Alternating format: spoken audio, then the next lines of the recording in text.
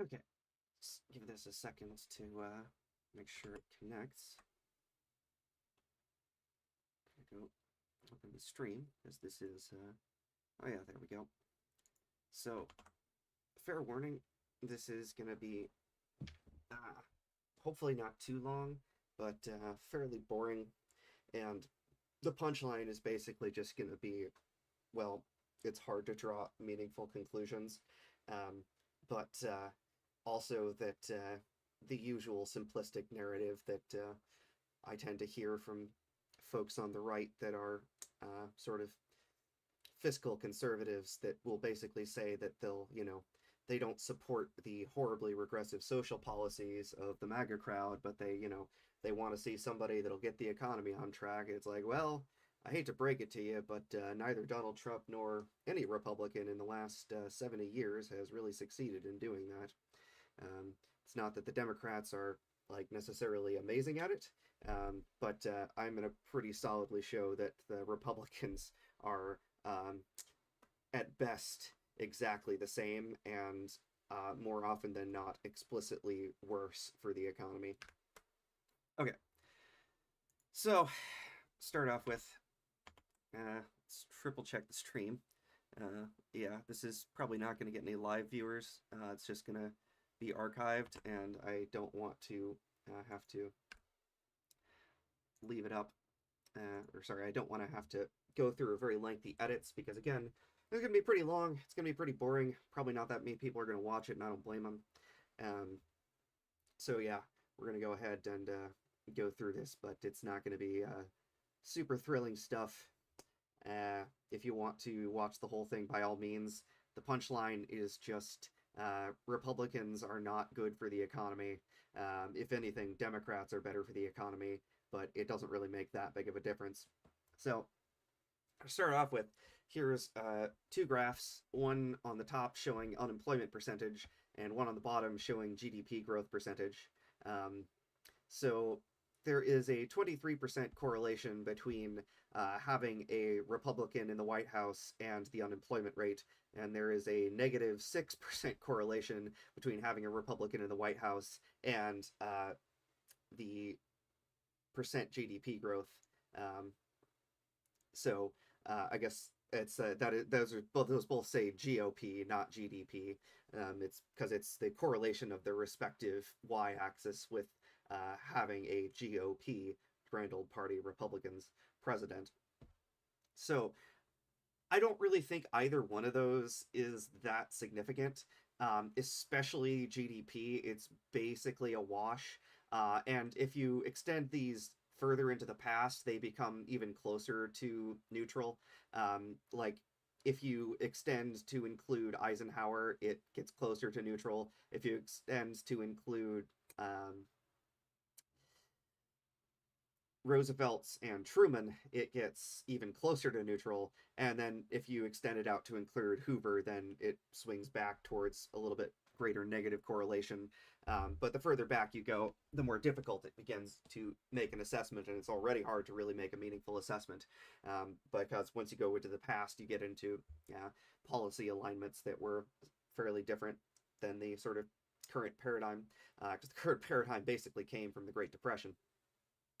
So, looking sort of at the spikes, though, there is a sort of historical context for every increase in unemployment and every recession. And unsurprisingly, there is a very strong negative correlation between unemployment and GDP growth, but it's not perfect. The most obvious one being in the Reagan years, right? You see that very large spike in GDP growth percentage in the middle of the Reagan years, even though there's quite a substantial recession at the beginning. But the unemployment rate stayed fairly high throughout the Reagan administration. So, I mean, what I would draw from this is basically that the Democrats are slightly better at getting the economy to grow and considerably better at getting unemployment down, which kind of makes sense, right? You know, various spending programs and whatnot are designed to alleviate people's suffering and get them jobs again. Whereas, the actual growth rate of the economy, in the long term, that is what's going to keep people employed. But it's a little bit less of a priority and it's harder to control, right? We don't really have things like the Work Projects Administration anymore. Like I was saying, this, trend actually softens if you include previous eras. But it is more plausible to do something like the Works Project Administration and have more public sector employment to directly get people employed again. I am a strong advocate for Keynesian economics, and I think these graphs make a case for them. Again, I would not conclude from this, though, that haha, Republicans bad, Democrats good. I mean, don't get me wrong, I like the Democrats a lot more than the Republicans, but the main point here is just to refute the claim that I keep hearing, which is, oh, someone will say that they're voting for the GOP because, well, they don't know about all that, sort of, uh, you know, uh, you know, not some tea coded rhetoric that they see. But it'll be fine. The Republicans will get the economy back on track, and I'm sure that hope they don't do that socially regressive stuff, but I bet they won't. And, well, what this is indicating is that actually you sort of, sell your rights away, and what you get for it is bupkis or worse. So, there you go. But we can go a little bit deeper because, again, every increase and decrease in GDP and unemployment has a context of why they happened. You can see that the Nixon and Ford administrations had a pretty bad time. There was that long 70s recession. And whether or not you want to say that's their fault is complicated, but it is definitely a fact of the matter that it happened on their watch. Now, the main reason it happened was because of the 1973 oil embargo. And, to what extent can that be said to be Nixon and Ford's fault? I don't know. I don't think I really need to drag Nixon through the mud because I don't think anybody really likes him anyways, and for good reason. The man was a scumbag that, was almost impeached for just blatantly committing criminal acts to try to keep himself in power. Although apparently we didn't learn our lesson from that. C'est la vie. So, yeah, how much is it their fault? I don't know, but it definitely happened while they were in office. As you can see, JFK and Johnson, things were going all right. In fact, you can see unemployment steadily declining throughout their administrations. Again, how much of that is just good luck and how much of that is policy, hard to say, but it is definitely what happened.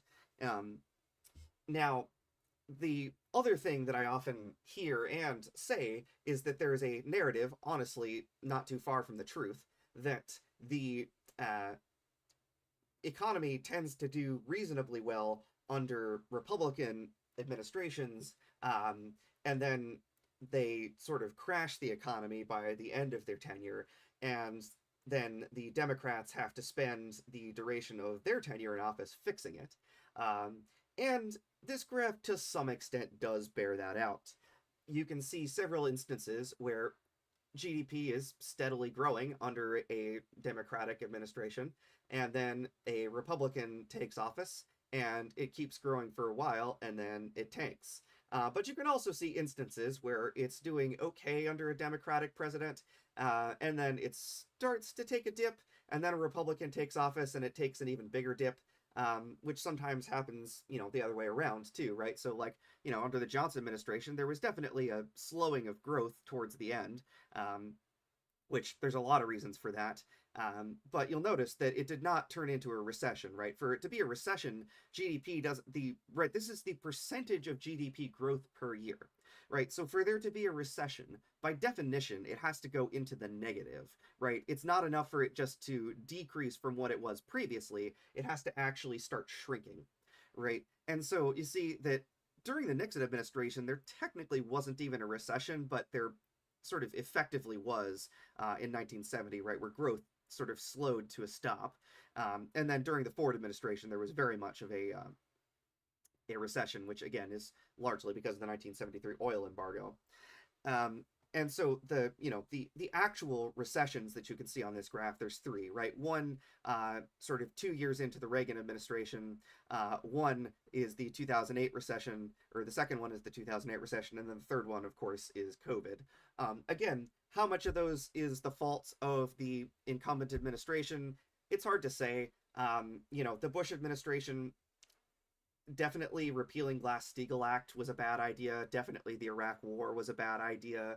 Um, some recessions are inevitable just as part of the business cycle, but a catastrophic recession like the Great Recession is not inevitable, and a well regulated economy that is, given enough sort of freedom to grow in a healthy manner, but also sort of restrained enough that there's not these massive speculation bubbles.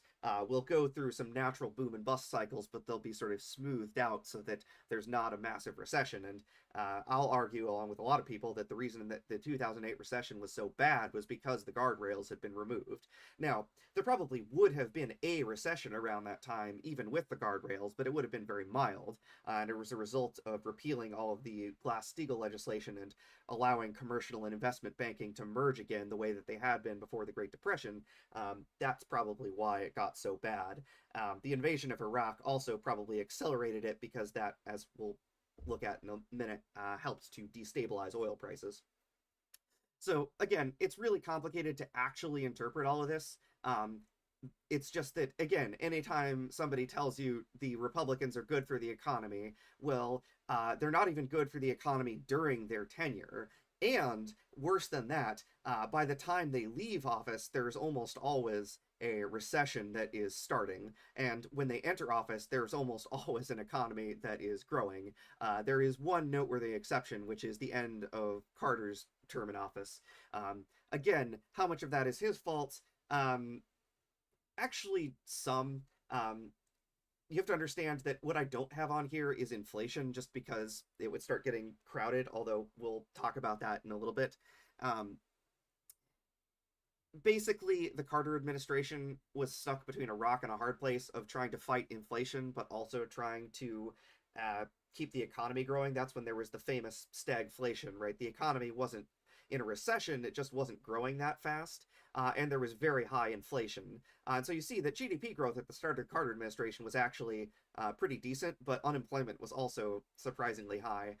And so you see unemployment steadily going down, but so is GDP going down, and that's because the Carter administration was sort of implementing a lot of measures to try to fight inflation. Now, I think they definitely overcorrected, and the result was this minor recession in 1980, which definitely can be said, at least in part, to be because of the Carter administration. And it was very short-lived, and the Reagan administration, 1 year later, they're seeing growth again, but then 2 years later, then they're seeing a massive decrease again, which I think you can solidly blame on the Reagan administration. Again, the real conclusion should just be it's complicated, but anybody who tells you that the GOP will ensure economic growth either doesn't know what they're talking about or they're lying, because the numbers bear out pretty much exactly the opposite, and they also, to some extent at least, validate the narrative that you frequently hear that the Republicans crash the economy and then the Democrats put it back on track, but then the Republicans preside over the good economy and get the credit. And there is some truth to that if you look at this graph, but also, there, even if you look at just the overall tendency, there is a pretty strong correlation, even during their tenure, between having a Republican administration and the economy not doing so well and unemployment being pretty high. Okay, so the next thing to look at, though, is there's more than just the president, there's also Congress. So what I find particularly amusing here is that you'll see the House was solid blue all from 1960 until 1990. And so what that results in is essentially no correlation, right?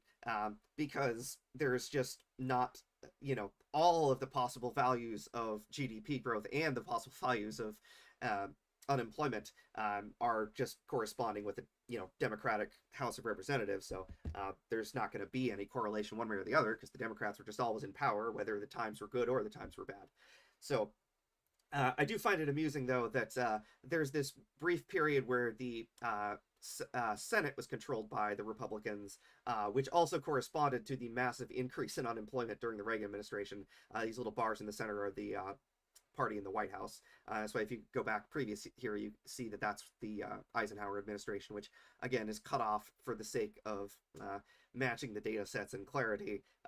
But if you go further back and include the Eisenhower administration, you don't see a reversal of the trend. You don't even see a substantial weakening of it. But the trends are already relatively weak to begin with, especially GDP. But so these don't reverse the correlation. They mostly just reduce it. So at no point does it make it so that there's a correlation between unemployment and a Democratic majority. There is still a correlation between a unemployment and a Republican majority. It's just somewhat weaker for the houses of Congress than it is for the presidency. But the sign of correlation is still the same. Again, what can you draw from that? It's hard to say, but you definitely can't conclude that Republican majority in Congress is going to ensure a good economy. If anything, it's the other way around, but mostly it's, independent of who's in power. But again, my point is not that the Democrats will ensure a good economy. It's that the argument of, oh, but the Republicans will ensure a good economy is patently false. Okay, so here's another graph, which now, again, in the interest of, hopefully this is, oh, the scaling actually got messed up on this again. Let me fix that real quick. Because this should be, you can see it's not going to the right. Oh, that's why. There we go. Nope.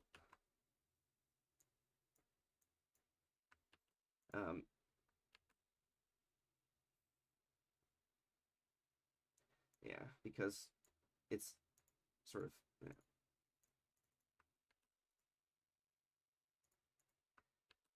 For peeking behind the veil as I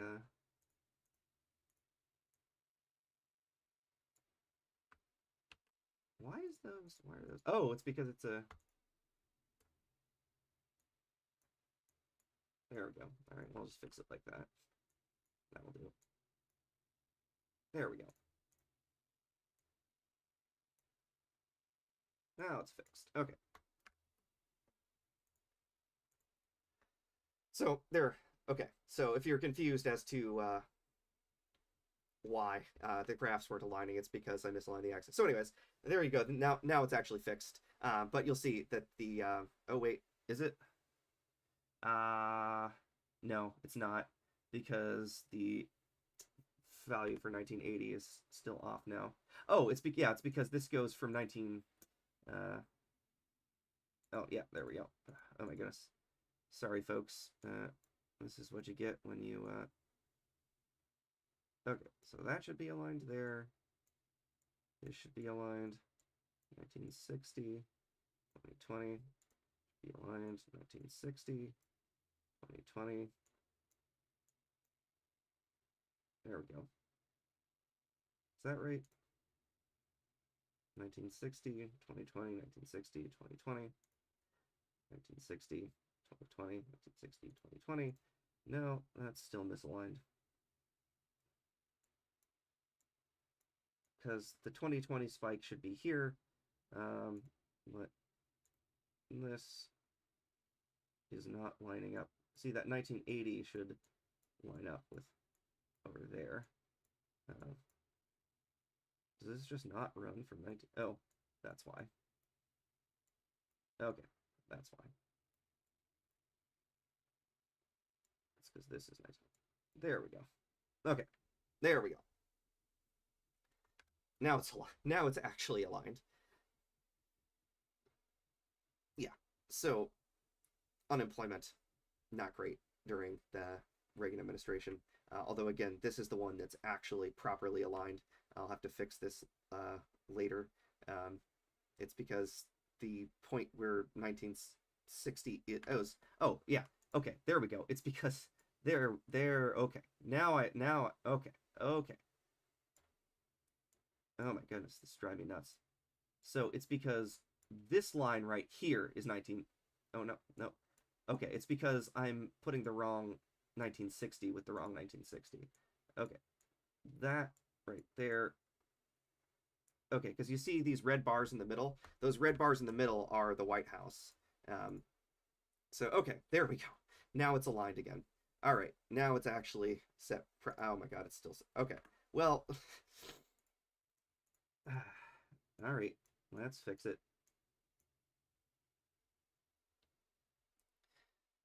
This is why, ironically, this is why I do this live, is because re-recording and editing this is even more boring. So, there we go. Now it's actually properly aligned. And yes, you can see there's the spike in unemployment in 1980, but now the far end is actually aligned correctly too. And again, there's no huge surprises, but the correlations are about the same. Okay, so now let's look at something else, which is the surplus or deficit under different administrations. Because again, another claim you frequently hear is that the Democrats are fiscally irresponsible. So you can see that we mostly did not run a huge deficit up until about the 1980s. And then this is not quite right because this is surplus slash deficit total, not as a percentage of GDP. So we'll look at a percentage of GDP in just a minute. So this is unadjusted deficit. But you see, the deficit during the Reagan administration is actually the first time that you saw significant deficit spending, and then during the Clinton administration is when you finally see the famous or infamous surplus, which actually that did happen under a Republican-controlled Congress. So that is the first, last, and only time that any part of the GOP was fiscally responsible, which they weren't really fiscally responsible. They were just lucky, in my opinion. But that is the only time we had a surplus was under a Democratic president and a Republican Congress, specifically in the 1990s when we were getting both the peace dividend and the internet boom. And then, of course, you see tremendous deficit spending under Bush due to the tax cuts. You see brief deficit spending under Obama during the Recovery Act. And actually, during the later parts of Obama's term, we start to see some fiscal responsibility, which also had a Republican Congress. So apparently that's the ideal for fiscal responsibility, is a Democratic president with a majority Republican Congress, which I guess make of that what you will. Again, the economy, not so much. But the budget is more likely to be balanced under a Democratic president with a Republican Congress, or ironically, sometimes well, actually not the other way around.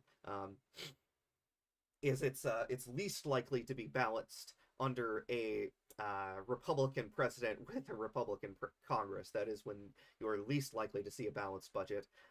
And then Democratic president with a Democratic Congress is sort of in between. And I guess Republican president with a Democratic Congress, it kind of depends, but also kind of in between. But yeah, Republicans, when they have Congress and they have the presidency, do not balance the budget basically ever. Which, unsurprisingly, it's actually unsurprising. The most likely thing to balance the budget is a mixed between the parties, because that's when people have to compromise. You tend to see sort of unrestricted tax cuts during solid red, and you tend to see a little bit more spending in solid blue. But it's actually solid red that's most likely to result in a huge deficit.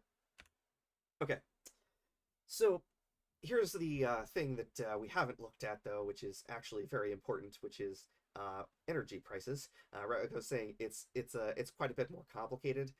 So this is actually the inflation-adjusted price of petroleum. But it's a little bit misleading because this is the commodity price of crude. And the commodity price does not represent the actual price to delivery, but it is still representative of several things. And again, this correlates much better with unemployment and GDP than who's in Congress. And before you even ask, no, there is not a strong correlation between petroleum prices and who's in office. In fact, that has the lowest correlation coefficient of all, which is probably not too surprising because, as much as they chant drill, baby, drill, crude prices are set by a combination of demand and technology, not really by policy, including permits, actually. So this is a graph I have from way back when, showing the things that do affect petroleum prices. So the big one here is, of course, the OPEC embargo. The second big one is the Iranian Revolution, and the third huge one is when we invaded Iraq. It's like the Iranian Revolution, the OPEC embargo, definitely not good. An Iranian Revolution, even worse. Invasion of Iraq, absolutely catastrophic. And this probably is what led to the sort of creation of the Great Recession. Although, again, the reason it was the Great Recession and not just a recession is most likely the lack of separation of commercial and investment banking. Okay, so this is just looking at the rate of change of oil prices because, again, high oil prices are something that the market can adjust to if there's time for technology to change. But if oil prices are low, so nobody bothers to buy, capital equipment that uses non-petroleum energy sources, and then all of a sudden petroleum prices spike, well, now the economics of everything change. So it's not actually as important to keep oil prices low as it is to keep them from suddenly spiking, but that's very difficult to do. So, the only real solution there is, sort of is sustainable energy. But courtesy of a bunch of culture war nonsense, we have had extremely inconsistent policy on that. But again, there's some clearly defined events here that were definitely very bad ideas, and of course you can see the massive dip there during the sort of recession, and then another dip during the pandemic. Okay, so this is another sort of side note. Not as important, to be honest, but just to show that another thing where there's not the kind of correlation you would necessarily expect, which is defense spending.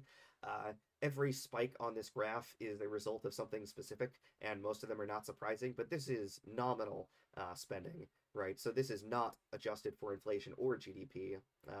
It's just to show you just how huge defense spending was during World War II, which is not surprising, and how unbelievably huge the increase under the Reagan administration was. And then this, of course, is the Iraq. This is, of course, the Iraq War, and this is really just a graph of GDP growth up on the far right end there. Okay, so let's normalize it for inflation and GDP, which will make a much more meaningful comparison. Because, nominal GDP, again, only two really noteworthy times that it went down, one during the Reagan administration and one during the Great Recession. Okay, so here's defense spending as a percentage of GDP, and this is actually to point out just how much it has steadily gone down over the years. It went up massively during World War II, which is what you'd expect. It went up massively during the Korean War, which you would also expect. But then it actually steadily started declining throughout the late 50s, throughout the 60s, and even through the 70s. There is a brief blip here. This, of course, corresponds to the Vietnam War, but you'll notice this is actually much milder compared to the Korean War. But again, that represents a lot of things, but on the whole, defense spending has steadily gone down over the decades. But we will sort of zoom in on more recent times in just a second to just look at some things, because you'll notice that it went up during the 80s, thanks Ronald Reagan, and then it went down during the 90s, yay peace dividend, and then it started creeping back up during the War on Terror, although, of course, it did not get anywhere near the levels that it had been during the Cold War, and then, of course, in the last few years, it has been creeping back up to levels that are approaching the levels from the War on Terror, but still nothing near the Cold War levels. Okay, this is just inflation adjusted without a percentage of GDP. Again, not the most meaningful.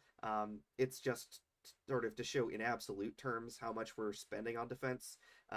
And this more or less indicates that we put a certain total amount of resources into defense as a function of the current political climate.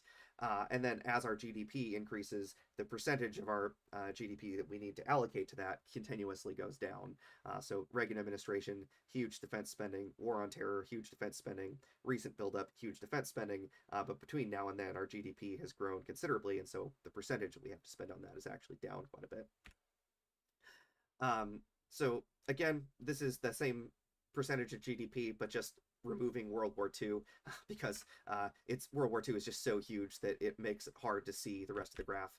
So again, if you look at post-World War II defense spending, again, huge spike in Korea, steady decline as GDP grows, brief blip during Vietnam, steady decline as GDP grows, pretty measurable uptick during the Reagan administration, huge downtick in the 90s because A, we cut defense spending because the Cold War was over, and B, GDP was going through the moon in the 90s. Slow, steady increase throughout the war on terror, precipitous decrease during the recession, and then again a slow increase ever since we've been recovering from the recession and the competition with China has been ramping up. This is yet another graph, though, which is total federal budget as a percentage of GDP, which once again we're going to promptly zoom in to remove World War II, although I just want to point out, unsurprisingly, the federal budget was about 40% of GDP during World War II because World War II was happening, which is why also you'll see this high percentage here during the recession because the recession was happening, and this high percentage here during the pandemic because the pandemic was happening. So each one of these is because of a specific global event, not because necessarily of a particular domestic political climate. But here, let's go back to looking at who controlled Congress and what happens to revenue and to budget. So I guess actually these are kind of out of order, so let's do spending first. Right, so the narrative usually goes that spending is up during Democratic control and down during Republican control, and what you can see is that that's only sort of true. Federal spending was actually the lowest in the 60s and 70s, during which time it was almost all blue, and it actually went up when there was the Republican control in the 80s. It did, however, as said before, the one time it truly went down was in the 90s when there was the combination of a Democratic president and a Republican Congress, and then it unsurprisingly steadily went up when there was the sort of solid red period during the Bush administration here. So yeah, there's that. Make of that what you will.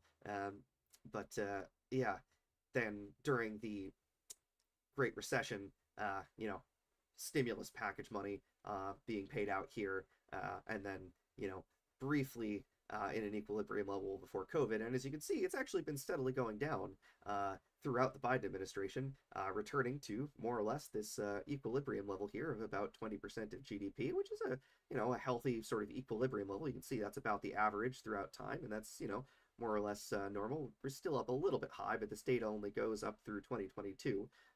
So now it's actually back to more or less what you'd expect, which is about 20% of GDP. But if we look at revenue, well, again, steady but fluctuating throughout the 60s and 70s. Precipitous decline during the Reagan administration, steady throughout the 1990s, but then actually went up during the sort of late 90s. And again, this is as not total revenue. This is revenue as a percentage of GDP. So this is probably the first, last, and only time that, as I said, there was genuine fiscal responsibility by the GOP, because revenue went up as a percentage of GDP, which means that taxes actually went up a little bit during the 1990s, because that's a good time to raise taxes, right? When the economy is doing fine and you don't need to spend money on stimulus, and you don't need to really, necessarily keep taxes low, because that's another way to bolster the economy. And inflation is actually, just high enough that a little bit of extra tax revenue can curtail it. That's a fantastic time to pay off the deficit. And that's what we could have done, but we didn't. I wonder why. Anyways, so then you see a precipitous decline, during the Bush years, courtesy of the tax cuts. Then you see a slow increase because, well, actually, I should say, it's a little more complicated than that. But they had to, you see where they had to sort of actually roll that back a little bit because they were trying to pay for the war on terror. But then, of course, at the start of the Great Recession, again, this is not total revenue. This is revenue as a percentage of GDP. So stimulus involved both spending money and cutting taxes. Again, Keynesian economics 101. That's what you do during a recession, and during a boom times, you cut spending a little bit and raise taxes a little bit to pay off the deficit that you accumulated when you were trying to get the economy back on track. But unfortunately, that seldom happens because of the sort of political circle jerk that never seems to stop. So again, you see revenue rising throughout the end of the Obama years as the economy starts to recover, which is when we could have started to pay off the deficit, because again, spending was also going down during this period. But lo and behold, here we start getting this precipitous decline in revenue, because even though things were relatively good, we had tax cut after tax cut during a time when we should have been paying off the deficit. And again, spending during these 4 years under Trump, more or less constant, except during the pandemic, but revenue continuously declining. So that was suboptimal, to say the least. So yeah, and let me see. I gotta find, there's one that has the actual deficit on here. Oh yes. So if we go back to the deficit, now you can sort of maybe understand why, right? Is that we keep remember deficit is by definition revenue minus expenditures, and so the problem is, amongst other things, we just never seem to get the chance to cut spending and increase taxes at the same time. So yeah, now we've kind of gone down a series of rabbit holes here. Like I said at the beginning, this is going to be a disappointingly inconclusive. Mostly the point is just it's complicated, and anybody who says the Republicans will get the economy on track and balance the budget doesn't know what they're talking about, or they're lying. And it's not that the Democrats are, amazing and that they do it every time. It's that statistically, the Democrats are more likely to do it than the Republicans in terms of both unemployment and GDP growth, and they are even more likely to balance the budget than a Republican administration is. So neither one of those arguments is true. And again, the narrative that I often repeat is actually sort of true, which is that the Republicans tend to crash the economy and then the Democrats have to fix it. But not only do recessions tend to start under Republican administrations, the average GDP growth is actually better under Democrats than Republicans, even though Democrats have to spend most of their tenure cleaning up the mess. So again, the conclusion is not that simple narrative is necessarily true. It's that the other simple narrative is very definitely false, right? I don't want you to take away that the simple narrative that my side tends to repeat is somehow, 100% true, but I do want you to realize that, like I say, in science, we look for things that are, repeatable and falsifiable, and it's like, so it's like you can never say for sure that something is a causal factor, but you can pretty solidly disprove that it's a causal factor. And so are the Democrats a causal factor for things being good? It's hard to say. Are the Republicans a causal factor for things being good? That you can pretty definitely say no. So in life, I try to focus on the positive, not the negatives. But when it comes to correlations and causations, it's much you can much more readily disprove a positive claim than you can prove a positive claim. So what I'm presenting is weak evidence for the positive claim that the Democrats do better, and very clear evidence against the claim that the Republicans do better. And that just, is what it is. So to those of you who decided that it would be totally worthwhile to sell out things like women's rights, LGBT rights, freedom of the press, freedom of assembly, freedom of speech, freedom of religion, etc., for a few years of a good economy, you ain't even gonna get that. So yeah, good job, everyone.